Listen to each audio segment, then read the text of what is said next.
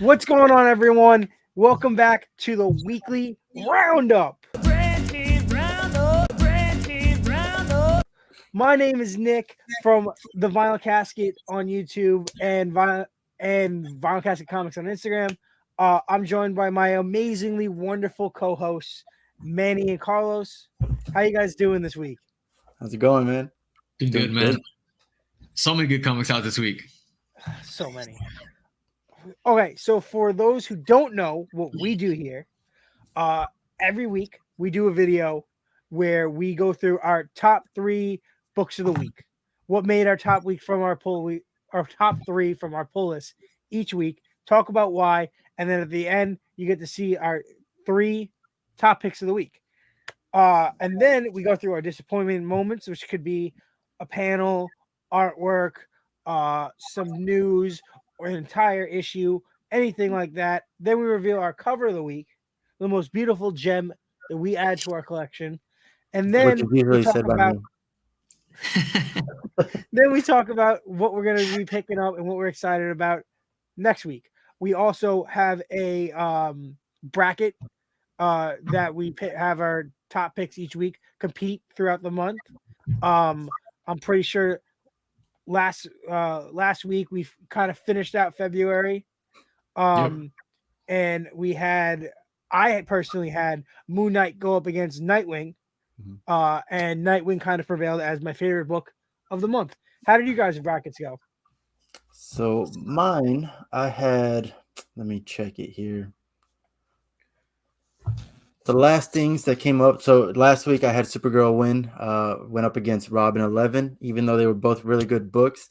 Supergirl was definitely like just a great conclusion. So it beat out Robin, and then it went up against Seven Secrets, which unfortunately Seven Secrets is just like my junk food, my junk food top of the week. So Supergirl beat Seven Secrets as well. So my top book for February was Supergirl. I told you. Woman I of told Tomorrow. I told you. Seven Secrets can still make a comeback. I'm just saying. Later on. What about you? No, man. For me, last week Supergirl number 8 went up against Black Widow, number 14, and even though Black Widow, man, is dude, I love that title, man. I love that title, and it was a phenomenal issue. But the ending to Supergirl was just it was great, man. So it beat it out, and then Supergirl would be going up against Chicken Devil number 4, which was also the last issue of that run. But again, man, kind of like you mentioned, Chicken Devil was just great junk food. Just an awesome book. Always had me hyped and pumped. But Supergirl is storytelling at its finest. So yeah, man, Supergirl also won the month of February for me. All right, so let's get started with our number 3s of the week, so that we can add to this bracket for the first week of March. I'll start off with my number 3, which is gonna be it was a disappointment last week because we didn't have a Tom Taylor pick. But this week I'll take care of that with issue 5 of Dark Knights of Steel. Really, dude, I just gotta give him props because this story is so unique. And it's good. Like, there's so many things with these characters that we've been reading for years that have existed for forever, that he's doing these new and interesting things that I'm just like, I didn't see that coming. Like, that's crazy to see. Like, these characters are personified pretty well to what they are in the main continuity, but also like they're completely different people because of like their backgrounds and their origin stories and how they interact with each other. But at the same time, you feel that character, and it's so interesting. Spoiler alert, I was really shell shocked to see that little fight between Batman and Superman, which wasn't even a fight, it was just Superman kicking Batman's ass. Dude, it was a backstabbing. That's what that was, man. It was like Game of Thrones kind of backstabbing, man. But I didn't even see it. I didn't see that coming. That was my pick of the week, and that was one of the reasons why. Because I just did not see that coming. And also, Poison Ivy was badass. Only thing I can say is that it's an amazing cover. I'm not collecting the story, but I had to pick up this book because of the cover. Dan Mora, chef kiss. Yo, now you just need to actually do right by the cover in the book, man, and read it. Gotta read it, man. Why aren't you reading it? I think you guys are cutting off because I just can't hear you guys. You know what? I'm just gonna go into my number 3 because I just, you know what? My number 3 is Rogue Sun, number 1. That was a number 1 book. It just came out. We were introduced to Rogue Sun in Supermassive last week. That was last week, right? Yes. Yeah, last week. Okay. But this book, basically, Marcus, who's the current Rogue Sun, he goes into his final battle, just how it was predicted in Supermassive. In his, he dies. In his will, he gives the Sunstone to his son Dylan, who is like the typical, not a bully, badass high schooler that, he's got some daddy issues in there. But now he has to take up this mantle, and he vows to do it better than his dad. He never liked his dad, but he's going to do it to beat his dad, basically. And so that's pretty much the gist of the story. It's a solid intro. The characters are a little cliche, even like his little step brothers and sisters. A little cliche, but they're cliche for a good reason. They work. And then the art and colors. The art, the color was a little gritty, which I think works perfectly for this kind of story. Would you say that it was almost like grainy, but not in a bad way, right? Yeah, like it doesn't look Like in like a there's something realistic way. wrong. Yeah, I loved it. I thought it was great. Parrot is great. He's doing a good job here. He did a great job in Power Rangers. He's continuing it here. I see the artist as Abel as a variant cover artist. Oh, yeah, right. Yeah, you're right. And then the colorist is Chris O'Halloran. So Gotcha. great job to them. That was amazing. I never expect a number 1 book to hit like my top 3 anything, because like it's an origin story. It's not gonna be completely amazing unless it's called Radiant Black. But this is connected in the world to Radiant Black. So exactly. I have a lot more to say about this. I hate you, Manny. But I really did enjoy how you get the same vibes from this guy Dylan as you did from Marshall at the beginning of Radiant Black. Yeah, like just a young Marshall, like a young asshole. And we all know I love Marshall now. So like I can only wait until. Unfortunately, yeah, same. I hated him. I don't know if you guys have been following it, but like I hated Marshall at the beginning, and when he picked up the mantle, I was pissed, but I was also happy. And now he's great, and I love him. Dude, I was championing Marshall from day one, man. I told you, he's great. He was honestly my favorite part of like the beginning of Radiant Black, but for me this issue was awesome, man. But I actually need to warm up a little bit more to Dylan. I feel like he doesn't have that asshole charisma charm that Marshall has, and that other like asshole kind of characters have, where they're charismatic and you just want to like him, and it's almost like he's an asshole, but dude, he's likable, right? To me, I loved it because he's bullying his best friend. Like he's bullying his kid, and you think he's a bully, and then the kid gets out of the locker and he's like, "What? You're my best friend." He's like, "Yeah, I guess so." Talking about like the parallels between Marshall and him, I was thinking the same thing. Like that kid that was in the locker, that's Nathan. Like that's who it is. And that's the thing. Dylan still falls a little bit on the he's just an asshole, kind of spectrum. But that's what I'm looking forward to, for us to grow, for him to grow on us. And I'm sure that the more time that he spends as Rogue Sun, he's gonna have that development, character development, man. Yeah, exactly. And that's we're gonna see. That's how I felt about Marshall from the beginning. Like I didn't like him, but yeah, and I mean, art, the world that's being set up, the design of like the villains. Great issue, man. This is a good issue. Good start. I got more to say about this, so let's get on to Carlos's number 3 pick of the week. So for me, it's actually a surprise, man. I like evaluated all of my books, and number 3 ended up being She-Hulk number 2. For me. I hate you guys. And Come and on. dude, This is just telling me that Nick's next top 2 suck. But anyways, yeah. You guys ruin it every week. I go out of my way. I'm like, I pick books that, oh, no one's gonna pick this. No one's gonna pick that. dude, She-Hulk continues just a really concise, really fun story, man. There really was not one thing that I could pick out from this issue that was bad. The writer Rainbow Rowell, I've never read anything from her. I believe that she did Runaways, I think, or I think so. I think right? that's what she worked on. Yeah, right. I've never really read much of Runaways, but I love the portrayal that she has of Jennifer, and I know very little about the other character, Jack of Hearts.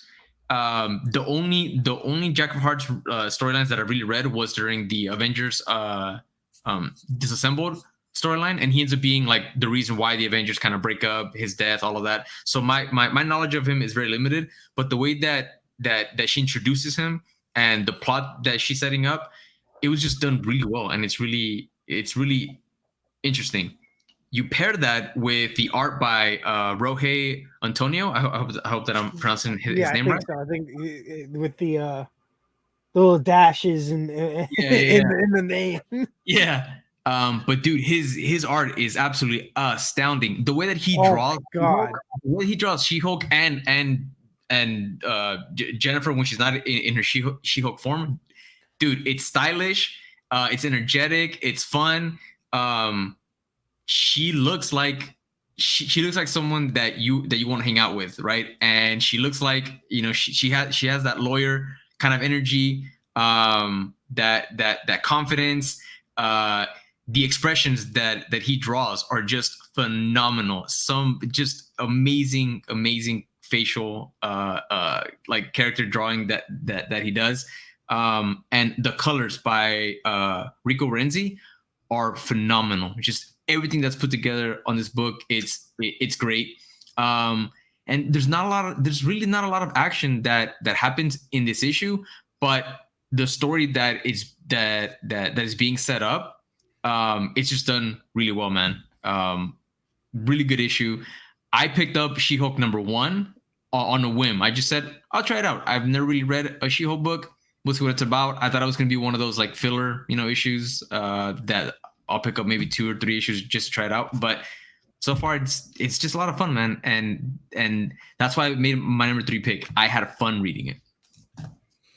I read the first book and like it wasn't bad. It was the story was good. It just wasn't Manny enough has no to pull me in. taste. It wasn't enough to pull me in. I was just like, this is good, but I don't know. It seemed like it was gonna be kind of boring. So it's just weird that people are talking pretty good about it. And I'm that's still why, not gonna read it. I'm still not and gonna read that's it. why it's my #2 pick of the week. Nice. All right. Man. I want I to hear get why. to now talk about it a little bit because I was going to talk about it anyway. Nice. First off, this is one of the very few. There's a couple, but this is one of like 5 series that I believe the A cover is just perfect on its own and does not need a variant. Yep. I would It looks agree like that a Dark variant. Knights of Steel is also one of those series. Yeah. But the whole solid color and then really nice artwork on the logo. It's one of the reasons why I love the Scotty Young covers. They're simple. They give you just what you need. I don't care. It doesn't have to hint at what's in the issue. It's just good art. It's visually appealing, and I love it. This issue though was awesome because so it gave you a lot of background, his history about Jack of Hearts and what happened and how they got to this point, where he's been, and this and that. But it didn't feel like I was just sitting there listening to a catch-up story. It felt like I was being progressed into a future story. Like all these past details and past events were being laid out in these flashbacks in a way which I didn't feel like it was wasting my time. I felt like I was learning about the character and developing his current story. And then when you get to the point where he's now like yeah, I've never, I'm not human. Like I'm not hungry. I don't sleep. I don't eat. I don't need this. And then he's like starving and shoving food and he's passing out. And I was like, okay, like this is really freaking cool. And the way that She-Hulk has just been, the first issue was just kind of like, oh, I've been going through some bad luck with the events that happened with what was it, World She-Hulk or whatever it was Yeah. in Avengers, where Yep. like she was like put as like a bad. It was like something happened. I don't know. I didn't read it, but something happened to her, and she's down on her luck, and she's been given all these opportunities. And now this issue is her just being She-Hulk. This is her like she's now everything's kind of in her favor. She's been given the opportunity, and now she gets to save this person that she's had this connection with, and I'm really enjoying it. It's like Carlos said, it's fun. It Yep. is pure fun. There's no, you know, there's no weight. You don't when you're reading it, you don't feel like it's a hassle. You're excited to pick it up. There's no consequence. There's no like, you know, I'm not And looking forward to it because I expect something to happen. I'm looking forward to it because I'm like, oh, this is gonna be fun no matter what story they do. and it's not convoluted at all, right? Like No, it's not confusing. It's very straightforward, but they do a really good job of setting up all the information that you need to know to understand the story that they are setting up yep. without making it seem like you're reading a prologue. Yep. It seems Or like they're really trying to bring Jack of Hearts and She-Hulk. Like I don't know about love interest or anything like that, but they're trying to team them up a lot because they actually showed up in Fantastic. They have been showing up in Fantastic Four, really? teaming up. So Oh like shit. Yeah, So I think I saw cover art for that, but I didn't so know. I'm assuming that this is that this storyline then is taking place before those events because in this She-Hulk series, Jack of Hearts literally just came crashing in, um, Yeah, um, because he's been dead, man. mhm. And he doesn't know why he's alive. She-Hulk doesn't know Marvel, what's get your going on. shit together with your freaking issue Yeah. releasing. They're trying to figure it out. You know what I mean? So the fact that they're teaming up in the Fantastic Four book, it's actually kind of cool. It makes me want to catch Yeah, up even more. it's just it's still the Reckoning War, and basically something that She-Hulk did is actually a huge part of the Reckoning War, and Mhm. and in this issue they were kind of trying to figure that out, and Jack of Hearts is with her, and in their Okay. team up and stuff like that. But my number Yep. two pick for the for this week, Yep. um, I'm surprised, but it's a Static number 6. Constantly surprised by Static. I I thought never that think it's series gonna is be a over. pick. No, this is the last book. This was Okay. the Oh, last but issue. but it ends It's short. with a Short. announcement that says season 2 coming soon. So Oh, that's okay, great. so Really season two. awesome. Yeah, All right. yeah, because this is Yeah. Static season 1, issue 6, right? Yeah. This is the conclusion of the miniseries. Static decides to battle by appealing to the villains their hearts instead of actually fighting. The villains in the last issue, they were like, "Hey, the bad guys are going to pay us to stop you," even though what they're doing is holding all of us, all the Bang Babies, in containment fields and stuff. Mhm.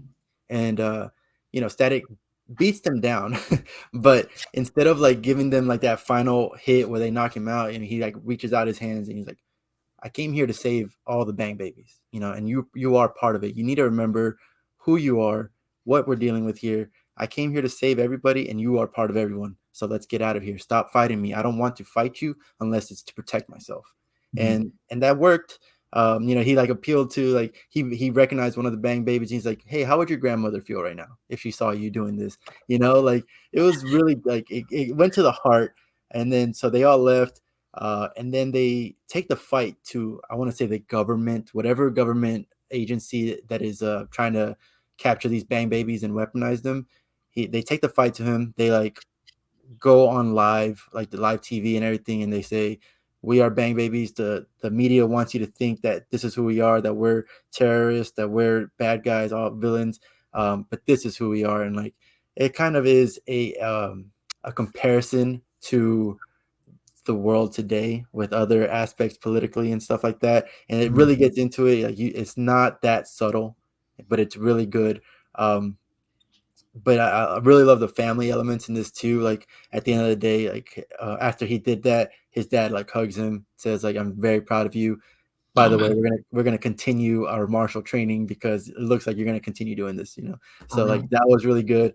And it's just the beginning. Like it's the beginning of a new static, and it doesn't look like it's gonna end anytime soon. So I'm excited about it. That's cool, man. Would you say that? Because it sounds like the theme or the feel of him, like appealing to their heart, and then mentioning like their grandma, and how would she feel? Does it give you like cartoon vibes? Because I feel like that's a lot of what Virgil, you know, Man, um, they took a lot from the right? cartoon, but it was like not a copy and paste. No, It and was like, hey, I here's mean the that in a good cartoon way. on today's day, Yeah, and it was really good. I mean that in a good way, because that's one of the aspects that I enjoyed so much as a kid, man. And then when I rewatched Static a couple years ago, is like that friendship family element to it, and that was always really present in Static, which I Like, loved. even in the cartoon, there was like that one episode where he wants to sleep over at his friend's house, Richie's house, and like his Yeah. dad is racist. Like his dad is outright racist, and they bring it into light, and they're not subtle about it whatsoever. And so the same thing with this book. Vita Ayala, she's the writer. She's doing a great job. And then Nicolas Draper Ivy, he's he's staying on the art, I hope, because he's very anime like. He's been Yeah. on Instagram talking about like how he's going to be part of the Milestone universe. uh Oh, so so it's going to be, they're going to be here for a while, I hope. And, man, that's cool, if man. you haven't read it, pick up the trade at least. That's cool, Yeah, man. Dope. that's it. Very good. Uh, my number two pick, Moon Knight, man. Moon Knight number 8, making another showing. Like Absolutely. it's just so solid, man. It's just a solid comic. Freaking Every wild. The book is every wild. issue, yeah, dude. Every issue just brings something. And what this issue brought was the absolute fucking craziness, and just like the outlandish shit that like Moon Knight is willing to get himself in. Um, and this whole issue, basically, he's continuing his midnight mission, and he goes on in an investigation of missing people, that they're disappearing when they like visit this home, right? And when he ends up getting to the home, it turns out that this home is sentient, and it's alive. And throughout the issue, he ends up spending 4 days there, and this house really tests his resolve and his sanity. Even though like Mark Spector, he's essentially crazy. um he really needs to like dig deep and really keep himself together to be able to figure out what's going on and escape. And he eventually does end up escaping. And we end up learning that the name of this house is the House of Shadows. And this house, I guess, has made appearances like in other Doctor Strange stories. I honestly don't remember the House of Shadows, and I don't think I've ever read any of the Doctor Strange storylines with that with this character. It's probably like way back. But anyways, what's nuts is that this house uh, essentially wants to be lived in, right? And it doesn't want to be alone. And Moon Knight ends up confronting the house and saying, you know what, like, you don't want to be alone. I don't want to be alone. Let's make a pact. I will continue visiting you, as long as you let all of these people, go, and we don't have to be alone, together. And he ends up making this House of Shadows the new base of operations for the Midnight Mission. And it's just crazy, man. The pacing and the like revelation, and how Jed McKay like takes us through Moon Knight's thoughts, and the connection that he makes with Moon Knight and this house, how they're both basically like tormented souls, and there's this one scene where Moon Knight tells the house like, if you feel alone, what you need and what I can give you is a mission. And I feel like that speaks a lot to why Mark Spector needs to continue on with this mission. It's to, number one, keep the little sanity that he has, but also so that he doesn't lose himself, because he's basically touched by a god like Khonshu, right? And he has a lot of sins in his past that he needs to make up for, and the fact that he's connecting with his house, that scene, it was just great. Art continues to be absolutely amazing, and at this point, I don't know if I'm more in love with the artist Alessandro Capuccio. I don't know if I'm more in love with his art or the color work by Rachel Rosenberg. Like, yeah, it's a good combination. Like, it's just Dude, this. some of these action wonderful- scenes are My God. freaking crazy. They're just nuts, man. So that's why it's my number 2 pick, man. Moon Knight has been Okay, fucking phenomenal, guys. I got something to say about this. And I think the craziest part is, like Carlos said, he gets out at one point, right? He gets in the house, no one can get out. He gets out. But the way he gets out, basically being that, yeah, I'm crazier than you. Like, you want to see how crazy? Like, maybe the only way to get out of this crazy house is to show them I'm crazier than itself. And he like unloads his freaking inner thoughts, and it like shoots him out, like rejects him because it freaks out. I thought that was wild. Like I really love that he lands in the trash can. He gets out like he didn't just land in a trash can, and he's just like, "I'm coming back." All right, like he's like, "You didn't beat me. All right, I'll be right back." Like, how else you show a character, a superhero, is bipolar and possessed by a spirit than to show that he's literally more insane than the most insane thing you could possibly think of. I'm about to end this man's whole career. So I had this conversation with Carlos. It's just like, is it that he's just so crazy? Because I feel like there's plenty of crazy people in the world that could be possibly crazier than Mark Spector. But So- is it because he's touched by Khonshu, and that's Yes. what's really protecting him, and that's what really like drove him out? Because if it's just human craziness, that doesn't make sense to me. That it Yeah. doesn't. You gotta think In the last, I'm pretty sure he's bipolar and he has multiple personalities.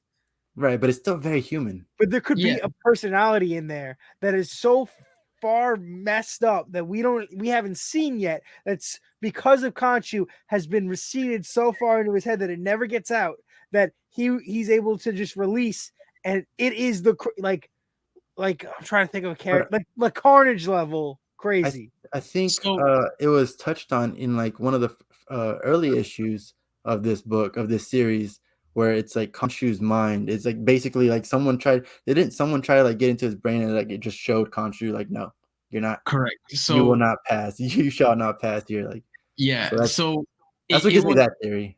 It was originally established in the last volume, I believe, written by Jeff Lemire, actually, and that's where it's basically revealed that his mind has been altered because of Khonshu, and that there is this god essentially like living in his mind, in a way. So whenever telepaths or this house that tries to get into the mind of its victims, they're not just getting into the mind of Mark Spector. They are trying to get into the mind of an ancient god, which is Khonshu, and that's why the house spits him out. I don't think that it's ever been established that he has bipolar disorder, but that he does have. Isn't that what they mention it all the time? Isn't that what they talk about in his therapy sessions? That he has. Is it He has multiple personality. He has okay? dissociative identity disorder, but he's not bipolar. Oh, I thought it was that it was bipolar. Yeah, but so his the multiple personalities that he has, it's also been alluded that they are basically a manifestation of him trying to cope with having a god in his mind, and that he's created these different personalities to try and cope with that. So, but anyways. So Nick, before you get into your number one, I'm gonna skip you and go to my number one, Moon Knight, number 9. So yeah, everything that Carlos just said, ditto. Moon Knight number 9. Sorry, you're right. Moon Knight number 9. You're number 9. I just really like the hilarious opening, the I'm unexpected not the host this solutions, week. and the art. Yeah, so that's it. I just wanted to get that out there so we don't waste too much time on my turn. Okay, so let's just get over. I should. Then you're telling me that I should have gotten over this at the beginning of the show because my number 1 pick of the week is Rogue Sun, Son. All right, Rogue Sun. Okay, I with mean that's a variant solid cover, pick. by the way. Yes, I had to pick that one up, and that was Um, a contender for my best cover, but Yeah, it not was quite. for me too. So I know we already talked about it. It's okay. I loved this issue. Yeah, why did you love it? Yeah, Yeah. I loved it. I really did. She-Hulk, I did give a 10 out of 10 in my reviews. That is now on Twitch and YouTube at Vinyl Casket and the Vinyl Casket. I just did right before we filmed this. But Rogue Sun was for a first issue. So I liked how it's not really a first issue. Well, it's not our first introduction to the character, but Right. it is a brand new number 1. We got a little bit of backstory of the mantle and the previous owner and his father, which was the previous owner. Mhm. And how he hated his dad and he was forced to do this thing, or he got it handed down to him. And I thought it was so iconic that he hated his dad. He took on his dad's title. His firstborn son, which he like couldn't cope with being a dad and left, and then grew up and had kids, and his son hates him. He's giving him the title. Like, it's such a like repetitive thing, but it's so iconic because we got to develop and see that this guy like hated his life, like hated his childhood, and then had to live through his childhood and put his kids through his childhood. And I loved that it's like his ex-wife and his son that he kind of abandoned had to come like meet the new family and the new kids, and the kids know what's going on and he doesn't, and they're Right. all like, fighting over it, and then it's given to him and they're all pissed. Like, I thought that was awesome. I really did just like everything about it. I love the storyline of the personification of the characters and how they were developed and how they were being set up for this. And like we discussed in our group chat earlier in the week, I think that the step siblings are going to play a much bigger role as the series So progresses. yeah, talking about that, what do you think? What's your theory on what role are they going to play? I don't know. So you guys kind of said how they're going to be like sidekick kind of like support. Yeah, mine was that it's going to be the girl's going to be Oracle and the kid is literally Damian Wayne, and then Carlos, you said it was the opposite. You said they were going to be the villains. I think that they're either gonna be like I think that one of them is gonna end up being like a kind of villain, whether it's the sister or whether it's the brother, or maybe even like the stepmom. But there's something weird and fishy about those three. Like I just don't trust all three of them. Either that, or there's going to be additional power crystals, because right now it's the Sunstone that turns Dylan and turn Marcus into Rogue Sun. I feel like there's going to be additional like stones that may turn his step siblings into some other kind of hero. Because guys, come on, it's Radiant Black, it's Inferno Girl Red, and it's Ryan Parrott. Now we're getting the Dead Lucky or the Lucky Dead or whatever, and they're a team as well. So Rogue Sun, even though it's Rogue. So the cool thing about this universe is that Inferno Girl Red exists in another dimension, but this Rogue Sun is in the same exact world as Radiant Black. So all the Radiant villains, that this world's full of all these weird powers and sources and all sorts of stuff. There's tons of things going on in this world that we already know. My personal opinion and theory is that the stepbrother, is going to be not a villain, but his arch enemy through also trying to be a hero and competing with him. Is going to be so against him. And so I don't think he's necessarily evil because they want to be heroes. But I think that they're going to have a major conflict. Yeah, like a rivalry. Yeah, but I don't think they're going to be the villain. Yeah. Oh, okay. I definitely don't think they're going to be the villain. I think the sister and Dylan are gonna form some kind of bond, and I think the brother is gonna be like, I don't need you people, and find like the Moonstone. And we Be didn't like, really get enough about the sister. rival moon or some shit. We didn't really get any information about the sister at all. We got like a glimpse of her, so I feel like she might turn out to be bad. Honestly, Yeah, I don't think so. You definitely get vibes from the brother that he's too angsty and aggressive. Yeah, Damien. And the sister also wants it and just is very reserved and quiet and like Barbara, which is annoying. Like or like a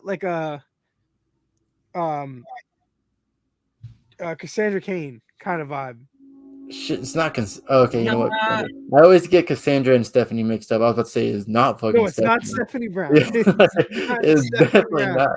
I had to just pause and think and make sure I said the right name.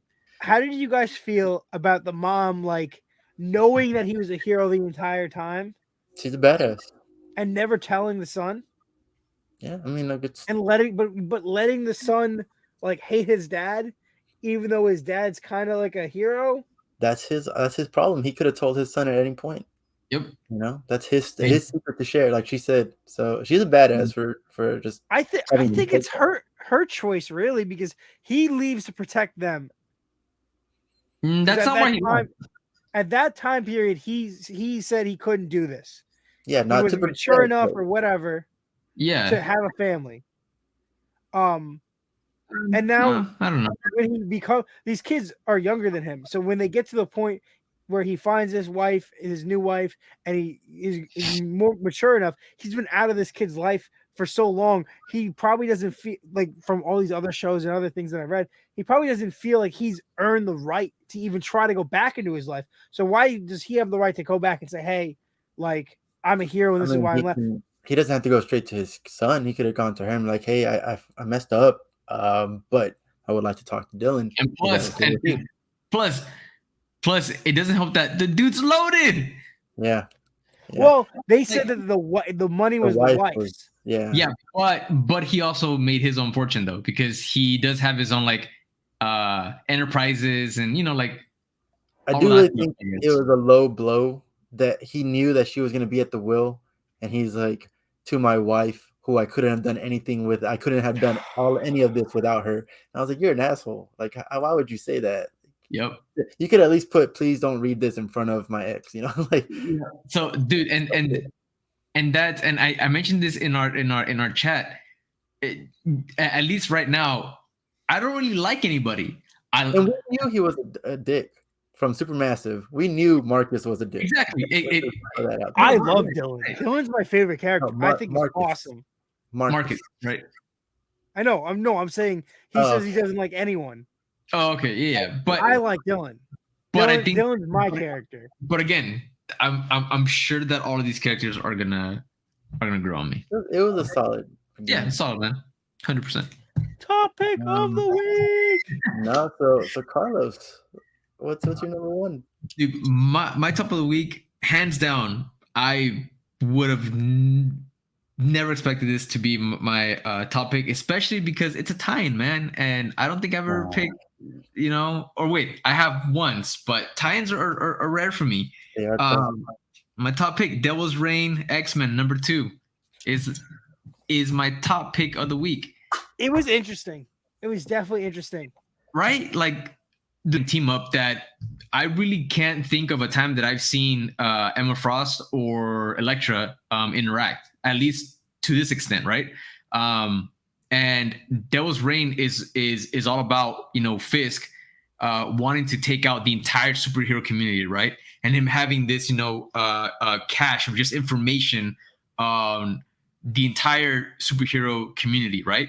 And how he has been building this all of this blackmail for years with all of his interactions.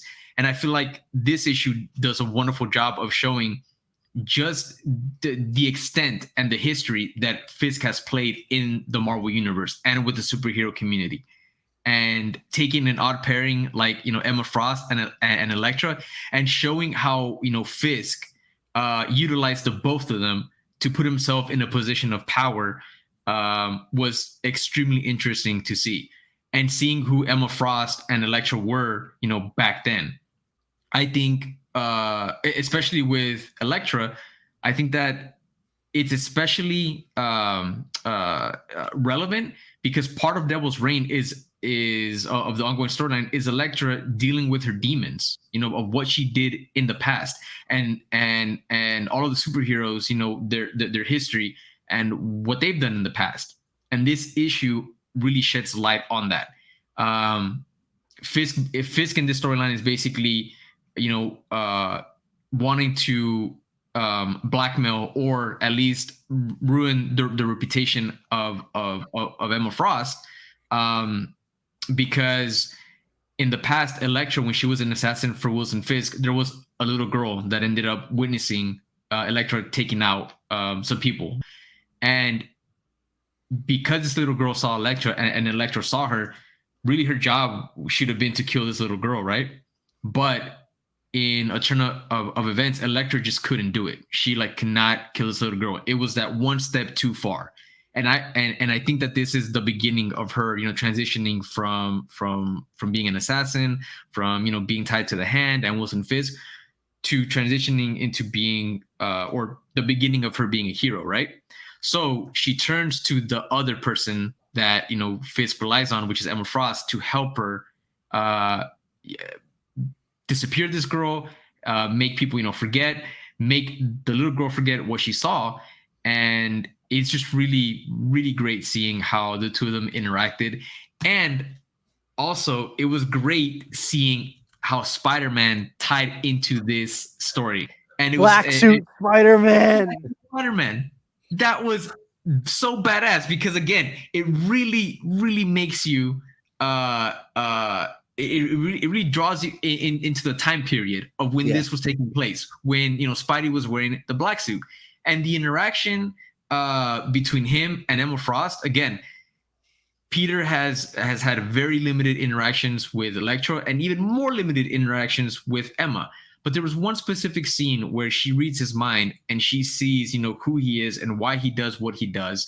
And you see the humanity in Emma and the good person that really is that she really is, even during that time when she was doing all of this evil shit. And it was a really tender moment that she thanked him. I love how she did it too. Like she didn't just search his mind for it. She presented a question like, "Why do you do this?" So basically, it's at the topmost of his brain, and then she touched his head and was able to see all that. That was amazing. I love it. Yeah, it was an absolutely. Were you guys paying enough attention to see who else made a surprise appearance in the past? Sure. Or in the current, there was a She-Hulk appearance. What? She-Hulk was in it too. In which? Because she went to court. Oh yeah, that's right. You're right. Yes, you're right. Yeah. I thought that was a really cool way to also keep it current with her being back in court now. Yeah, the recent reintroduction of the character. That was current. That was her in the past. That was a flashback to the past of how Emma of how Emma implanted a suggestion in Jennifer when she was doing all this dirty work for Fisk. Yeah. But still, it's kind of cool to see that because now they're making it a big thing again that she's now doing that again. For sure, yeah, exactly. And we're in the time period of where that was a big thing. She was a big player because she was also a lawyer. Exactly, for mutants, for heroes, all of that stuff. So, anyways, to wrap it all up, it was just great storytelling. It was extremely well put together. It was surprising. The artwork by Phil Noto, I love Phil Noto. I think that he's an amazing artist. And it was just great, man. It was a good issue. It was what tie-ins should be. And if more tie-ins would present a story this way, I would honestly pick up a lot more. But yeah, that's why it's my number one pick. Before we move on to our disappointments of the week, I got one question for you guys. If you guys read it, I'm assuming you guys read it. How did you feel about the Devil's Reign Spider-Man tie-in? How about we go into the disappointments and I'll let you know. Yeah, I'll no, start off just with to my answer your disappoint- question. To answer your I'll start question, off with my disappointing moment of the that week first. was so dumb. You know, Wait, like let me. Manny, Okay, kick it off. No, Manny, you know what? Kick it off, man. Kick that's it what off I'm saying. because You asked a question, and yeah, you know what? question was That was the catalyst yeah, go for for it. this. Basically, like you said, like you said, I this give up. this is how tie-in should be, right? With the X-Men one. And it's not that it has something to do with the Devil's Reign, because it had nothing to do. It doesn't have anything to do with Devil's Reign whatsoever, other than the connection between her and Wilson Well, Fisk. here, so That's it. sorry, and I hate to interrupt, but I just want to make or the not necessarily the argument, but just present it that I believe that thematically it absolutely has to do with Devil's Right. Reign. It's a like very background connection, you know. So thematically, like you're saying, yes, it does have to do with the ring. There is a connection there. There is a tie-in, but it's a story that has nothing to do with what's currently happening in Devil's Reign. Yeah, But right. I Yeah. 100% agree that that is how tie-ins should be. The same. They did the If it's same not gonna thing with deal, the Winter Soldier tie-in. yeah, like that one had nothing to do with Devil's Reign, but it does Had connect to it with do it. with him blackmailing and knowing shit about them. Exactly. So, but I mean, I will say that I would prefer if everything like a tie-in would have more to do with the story that's going on. But this is also a great example of a good tie-in. And then the Devil's Reign Spider-Man tie-in, there is that connection thematically. There is that connection where Spider-Man Ben Reilly is getting arrested because he's a hero because of what Wilson Fisk is doing, Which but it had happened in the main which is series. yes happening in the main series, has nothing else to do with the Devil's Reign tie-in or event, and it Not even really was just thematically, to, really. I completely disagree with you. but it really was just to bring in, hey, here's Rose. I actually felt like it was a slap to the face to Nick Spencer, because it's like, hey, you brought the Rose back, and now we're gonna treat him like a piece of garbage because like he didn't do anything. And whenever they use a tie-in to try to like lift another character up, to lift them like for their storyline, that's what I don't like. Like it's a tie-in just for their own benefit, and that's just, to me, is kind of crap. All right, So that I was got my something to disappointment. say here. I got something to unpack for you. So I thought it was good because it took. Of So course he when did. Nick Spencer ended his run, he left a lot of loose ends, a lot of things that he brought to light that were just kind of abandoned by this new creative team completely. Tons of stuff that we haven't touched on since. Peter Parker's other roommate, all sorts of stuff, his sister, tons of things that that were made big deals and brought up and brought up and brought up, and then we haven't seen since. I agree. Right? For a year, they were a big deal. Nothing now. There was a whole mini event to bring back the Rose. And then now we get to see what he's been up to. How is that handled? And it's not even Peter that gets to deal with it, which is the coolest part, because a lot of these villains don't even realize that this Spider-Man's a different Spider-Man. So That was one of my questions before. Like, does anybody realize there's a different no, Spider-Man? no Like, one realizes. well, So certain people Raven. figure it out because Some people, you see yeah. it. They're Some like, people. wait a minute. You're not the normal. Like I think Doc Ock was like, there's something up here. Yep. But I liked it because it was completely tied into the main thing. Because you have the Thunderbolt guys, which aren't them; they're people pretending to be them, in order to try to overthrow Kingpin because his son is so angry with him that he's trying to use this whole event that his dad stirred up to go underneath him and take him over. And I think it's perfectly connected to the whole event because of all the chaos that Kingpin's creating. He has no idea that his son is using his own mess we to don't try know to that come he after doesn't know. him. I'd say that Kingpin probably has more of an idea than we think, that we at least know. But I agree. He's too busy trying to keep up with his other kid who's the current Kingpin. Yeah. Like he's got no clue what's going on with the Rose because he's too busy with the other kid. Okay. Fair enough. Is that your is that the end of your argument? Connected. I wanted you to finish your argument because I agree. Both of them thematically, background, they both connect to I think this Devil's whole Reign. story was completely set in there. They used the news broadcast that has completely everything to do with the stuff that was going on in the main title of Devil's Reign, because they keep referencing how Ben Grimm and Johnny Storm broke him out of jail, which happens in the main title, Right. and Right. that's a complete reference throughout the whole thing. So my thing is, I'm about to end this man's whole career. with X-Men, this is a self-contained kind of Yes. story. Well, it's And also at the end of the day, it 3 was a issues great now. Is 2 story. issues gonna be 3?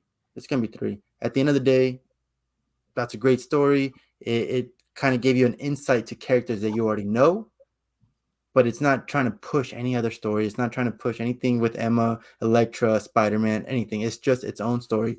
And then on Spider-Man, It's a it's one like, shot. yeah, what? But the one shot sucked. Like I It was don't care good. about It was Ben. good. I don't It care was about good. Rose. And Rose Carlos, was made to look Carlos, so stupid. what's No, your hold on. opinion? No, so Rose was made to look so stupid. I thought he was a better villain than that, but he didn't. He like refused to torture Marcus, which is fine, whatever. But then he looked weak because Marcus took him down. Of all the people, Marcus took down the Rose, right?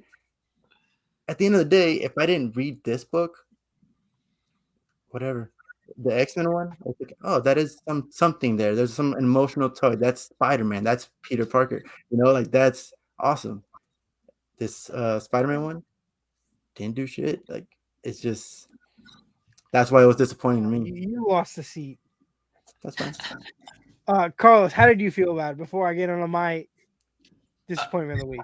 For me, honestly, man, I have to say that it's a book that just doesn't matter. Ultimately, it just really doesn't. And It doesn't, but it's a one shot in an event time. Right. But there are one shots that like do matter because they give me something. Now, for X-Men, yes, there's gonna be 3 issues, right, Manny? Yeah. There's like one more, right? Yes, there's more. But there is, again, thematically, there is something that has to do with Devil's Reign in the sense that you really do get a background and you get a deep understanding of who these characters are, why they're in the predicament that they are now, and why what Wilson Fisk is doing is relevant to the issues that happened in the past. But with the Spider-Man one shot, not only do we not get that deeper exploration into Ben Reilly and what his whole deal really is with Kingpin. Number one, Ben Reilly has never really been an enemy of Kingpin, right? That's thing number one. Thing number two is that it doesn't really bring any more nuance or any more of a deeper understanding to the events of Devil's Reign and why Kingpin is doing what he is doing. Like Manny mentioned, I have to kind of agree that it really was just a way to like prop another character in a way. I'm not saying it was a terrible issue, but it's definitely a tie-in that just I read it and I completely forgot about it, and it hasn't made, and it did not make, and it will not leave a lasting impression on me. Not like Devil's Reign X-Men, because I remember the majority of like one shots or tie-ins that are phenomenal. This is going to be one of those issues that I am always going to refer back to and say, hey, this is how you do one shots, or this is how you do tie-ins. Kind of like Death of Doctor Strange, Spider-Man. I'm always going to reference, hey, this is how you do a wonderful tie-in. And that's all I got to say for that. I think this is a good tie-in. We're going to end that. We're going to go into my disappointing moment of the week, which is Batman 121 and the nonsense, which was the pacing of this story and how they went from this huge buildup of this story arc, this massive buildup, to this the problem being solved in a matter of like 2 panels at the beginning of the issue. When you expect like this issue to be like this big, like this duke 'em out, whatever, it's just double cross, triple cross nonsense. He says, what did he say? What was the code?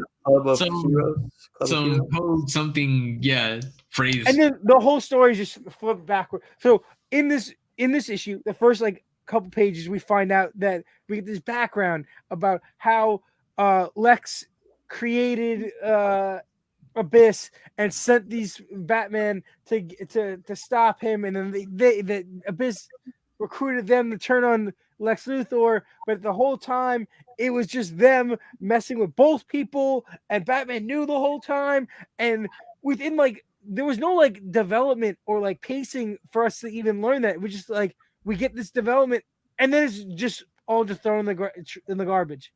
Agreed. Like Agreed. we get No. like 2 pages Yeah, of development, and then those 2 pages didn't matter. I get it. I was disappointed with this too. No, I get it. I wanted I at get least one more issue. I just wanted this issue to be like I think the later half of the issue was pretty solid. Like I did enjoy like Abyss fighting Batman and Batman having to use lights and not fighting the shadows. I thought that was cool. It wasn't a terrible issue in that part, but the first half of the issue was super disappointing because it's like they just they did not have a solution for this. And they made up a stupid solution. I honestly it think seems rushed. I think Joshua Williamson has got enough, like it's got too much on his plate, and I think he's probably just more concerned about like Death of Justice League and making sure that storyline is good because that's the one that's going to be focused on more. Yeah, but but he no, also this has is stupid. he also has Shadow War, which is going to be 3 different books, but Yeah. more than that. It's 3 main titles with one shots You know, man, and alphas and omegas. I have to say that you make an absolutely solid argument.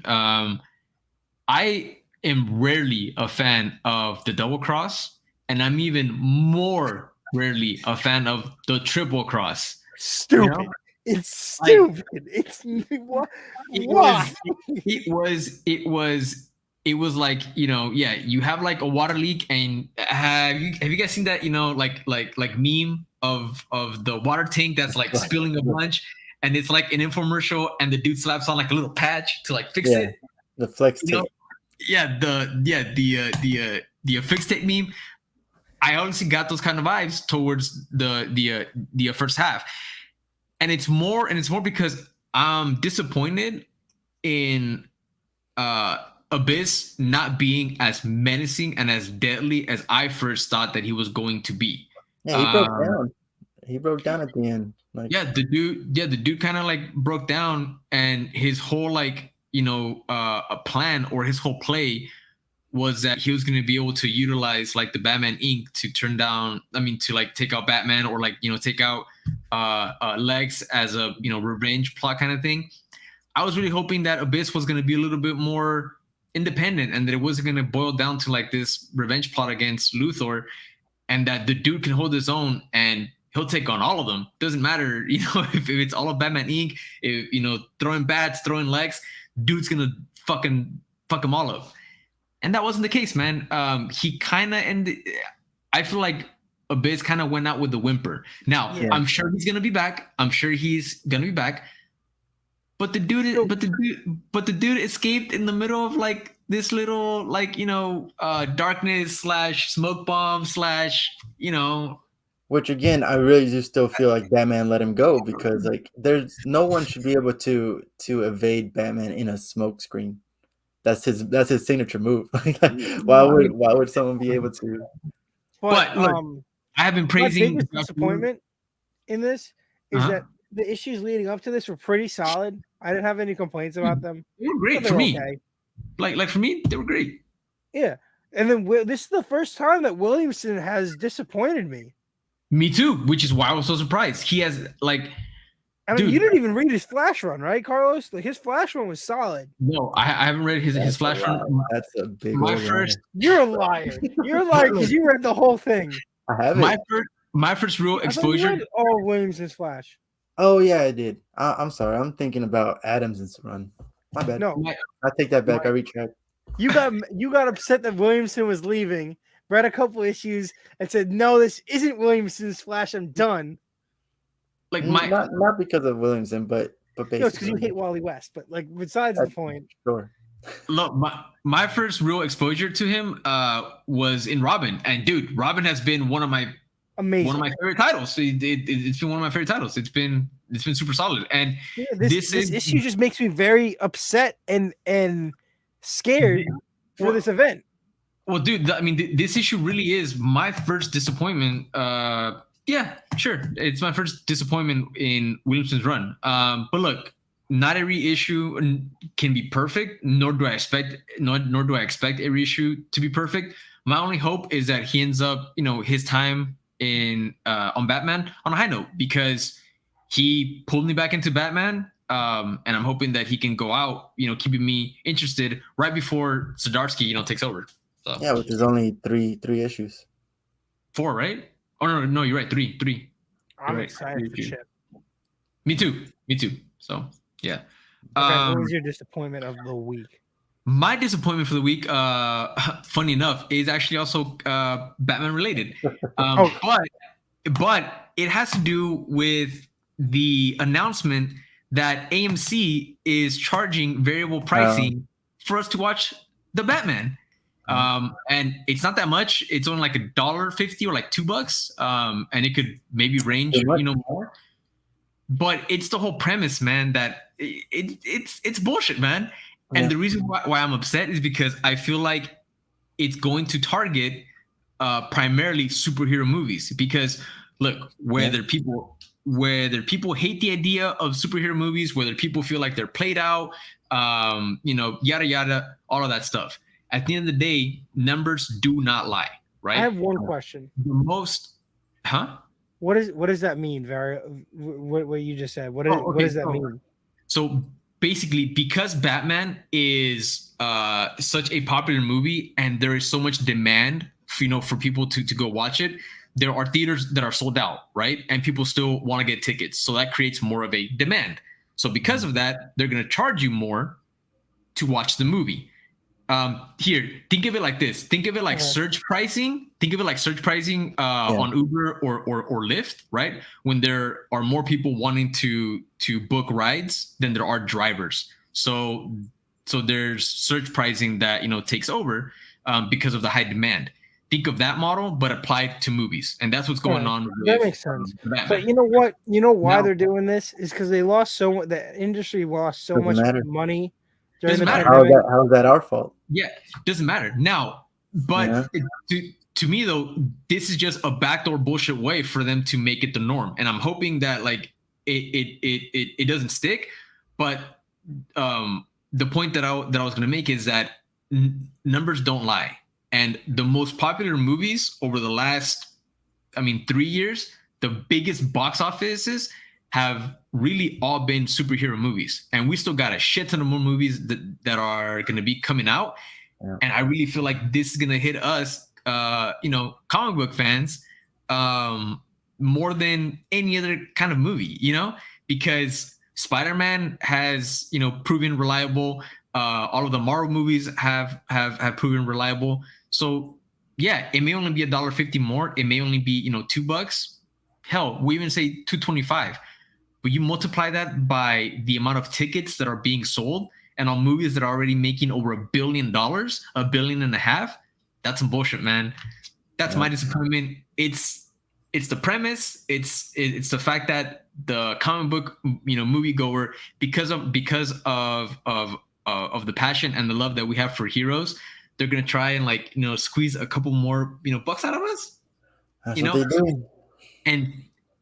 And the way that I kind of saw this, and I related this to, is like us having to pay $1 more, or $2 more for a backup story that we don't even want in one of our issues. How upset does that make us, right? But anyways, that's my disappointment for the week. I don't know what you guys think about that, but I don't know, man. It is what it is. Oh. Now, is that going to be like just opening nights, like the opening release weekend or whatever, and then after that it goes back to normal, or it's like the entirety that movie is in the theater, it's going to be a surged price? From the little bit that I was able to read, and from what I've seen people like online, it really is during like opening weekend, the week of, depending on how much demand like they see that there is going to be for the movie, and then eventually the price will level out, go back. My theory here, and this is just based off of research that I did years ago when I was writing, thesis papers about the movie industry and stuff. When streaming hadn't taken off as much as it is now, I was doing things about how theaters are going to stay open and everything, and how they were going to compete. And this might just be a way for them to deter you from going the opening weeks, because it's so crowded. Nobody. It's the same way how in New York, at least, during certain hours, the trains call it peak and off peak. So if you travel during peak hours, you have to pay $4 more per ticket. Yep. There you go. But Surge so pricing. they do that to encourage you to go earlier, so that you're not there when it's so popular, to try to push people away from overcrowding that area, that Now, does that period. work? Yeah. So why is that still a thing if it works? Because there's people, so they're trying to encourage the people that have to go into work, and the Uh-huh. people that are just going into the city just because they want to. Okay. I see. Okay. And then people that are travel, so people will take Amtrak into the city. I They'll mean, take, like, an interstate railroad into the city, and then they get home, they have to take another railroad. yeah. So those people kind of are coming either way. So they're trying to get the people that are just there that don't need to come to not want to come, either come before or after those Okay. time periods. Makes sense. That But was our disappointing moments of the week. fun stuff now. Let us know in the comments what yours is, how you feel about our opinions. You can tell Manny that he sucks. It's okay. We all If we you all want to agree. lie in the comments, you can go ahead and do that, I guess. We're gonna get into our second to last, our last major segment, which is our covers of the week. I'm gonna start off with a small honorable I kind of want to mention. start off first, though.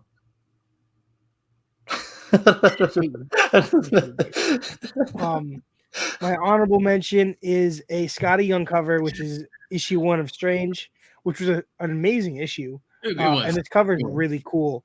But I got It was very my number 5 pick. lucky. It was my number 5 pick. It was really good. It was really interesting. And the cover is beautiful. I love Scotty Young.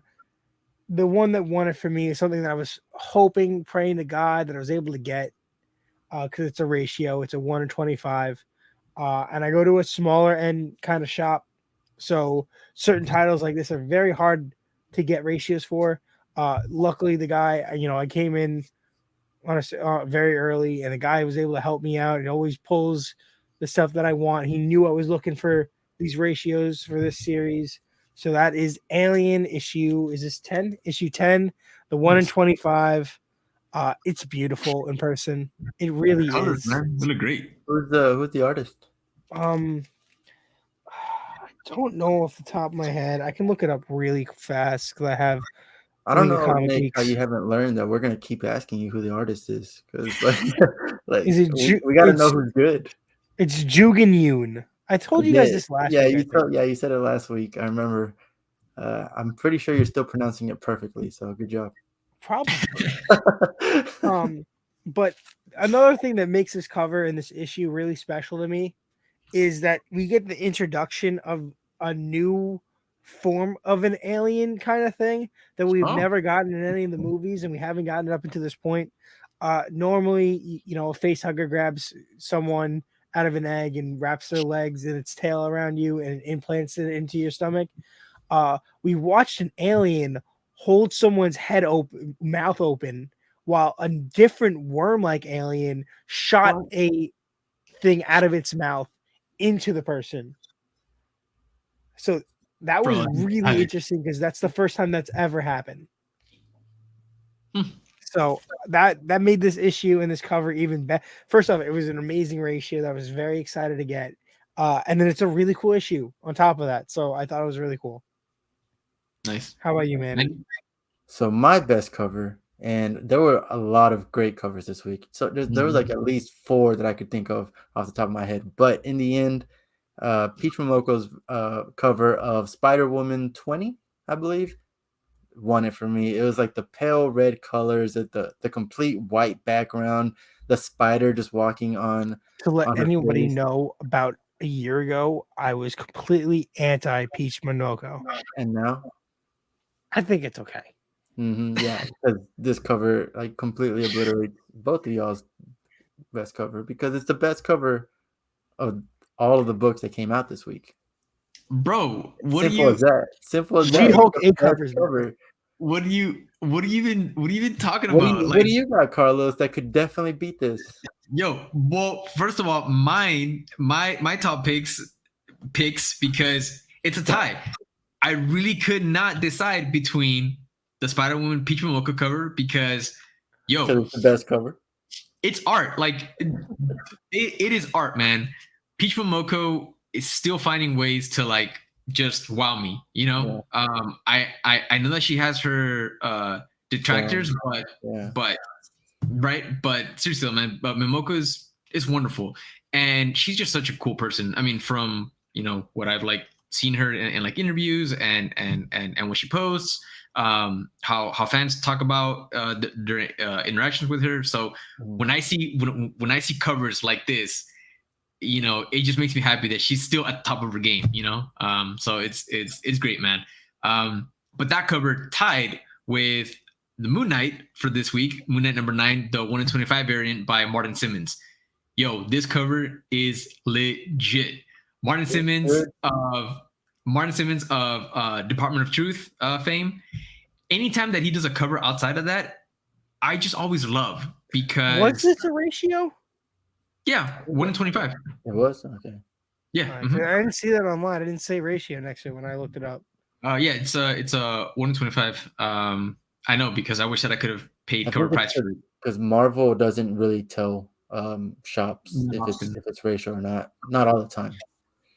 Not all the time. And yeah, this was one of those times, but trust me, it was ratio because I didn't pay cover. Paid ratio price. I think you got scammed. No, man, I gotta give it up to my comic shop, man. They always treat me extremely well. And this was one of those times. But yeah, dude, this cover phenomenal, man. I always love seeing Martin Simmons art outside of Department of Truth when he does cover work. It's always unique, man. It's really hard to say, hey, this cover reminds me of this, or this has influence of that. And I feel like his covers have a lot of originality to them. This is one of those covers. I love, the color.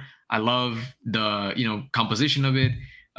It's just a really unique cover, and I'm really happy to add this one to my Moon Knight collection. I'm gonna call this cover the DreamWorks cover. But yeah. Okay, guys, we're gonna end this real cool and quick. We're gonna be taking a look at what is coming out next week and what we are most excited for. I will start us off. You guys are looking at my pull list on leagueofcomicgeeks.com. A little bit smaller than this week.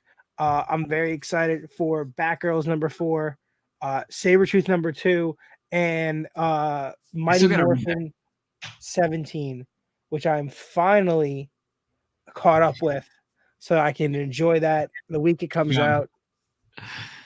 And Radiant Red is coming out, so exciting. Yeah. For me, a lot of those same titles, Radiant Red. But I gotta say, the most that I'm looking forward to is obviously Seven Secrets. That's not a secret. But We Live is coming out. The Age of the Palladian, I think. And hopefully, I'm sorry if I steal this from you, Carlos, but Little Monsters comes out too. So sorry. I forgot. I don't know if I have. Sorry. Well, what do you have? What are you looking forward to other than Little Monsters? Yeah, besides Little Monsters, asshole. However, though, I do want to make it known that not true.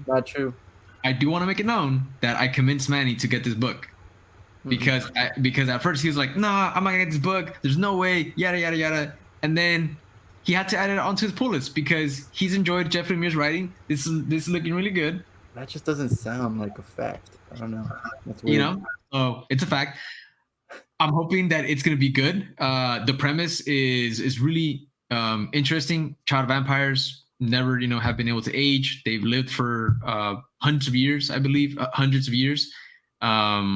so yeah, man. I think that Jeff Lemire does a wonderful job with any story that he writes, and he can write some really compelling and thoughtful books. And I'm pretty sure that this is going to be a good one.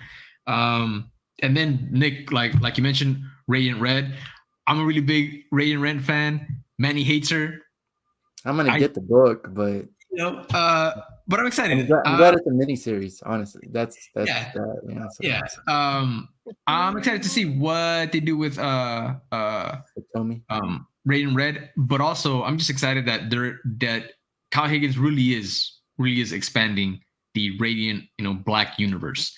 I'm actually intrigued as far as what we're gonna call this universe now that we have. He calls it the Massive Verse. The Massive Verse, right? Like that's what like cool name. Yeah, I'm excited that he's expanding the Massive Verse and that we're getting more time with these characters. So yeah, I have to say that. And We Live.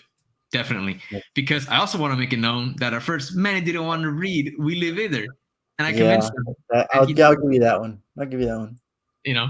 But yeah, good stuff coming out. A lot of I got more one that I just realized is coming out next week that I don't know if I'm even going to get yet, but I am kind of excited about it. Punisher 1. And I'm really gonna pass on that one. The only reason is, and I know you guys didn't read Daredevil, Woman Without Fear. No. No, but they end the issue. What? They end the issue. There's like an ad or something, and then there's 2 pages, right? That are just it says 2 days later or whatever, and it just leads into how they're setting up this Punisher series. Oh, it's like a preview, right?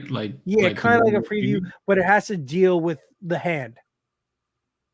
Yeah. Okay. Yeah. So characters that were kind of like that character Aka. Yeah. That was just being used with Elektra. It involves her, so she talks about Elektra, and then it sets the premise for the series. And I was not looking forward to it at all. And then I saw that. Now I'm like kind of interested in how this is going to tie in. So I'm kind of questioning if I'm going to get it or not, just because of the fact. But that's what Marvel keeps doing to me. They keep tying everything together again, and it makes me want to read these series, and I'm so over it. Well, we'll see how it turns out, man. But yeah, I'm excited for next week, man. So we'll so see what. The first 3 months, every single week, it has been like, I can't wait for a book. I can't wait for a book. Like, it's never been a week that's just like, yeah, I'm getting some books that are in my pool. But yeah, you know what I mean? Like, every single week has had at least one book. No, that's not true. There was that one week where you were like, everything's mid, everything's stupid. Afterward, I can say that there's been plenty of weeks where, I hated everything, but I looked forward to it every single week. Yeah. Same here, man. So I think that next week is going to be Indie Week. I'm hoping that next week is Indie Week. 100%. So yeah, man, we'll see. But yeah, man. Okay, guys. This has been the Weekly Roundup. My name is Nick. What is that voice? That is Manny. What is Carlos. We are the Weekly Roundup. Thank you guys for tuning in to the Weekly Roundup on Manny Reads Comics on YouTube. You can check him out on TikTok and Instagram at the same name. What? No dances, unfortunately. No dances. Not yet. He has a Nightwing costume in the mail. Eventually, he'll be wearing that and dancing around. But do us a huge favor and support this ongoing series that we put a lot of love each week and dedication into by getting all these read so that we can do this so you guys can watch it. Hit the like button, drop a comment, and please subscribe to Manny, to my channel, and then follow our Instagrams.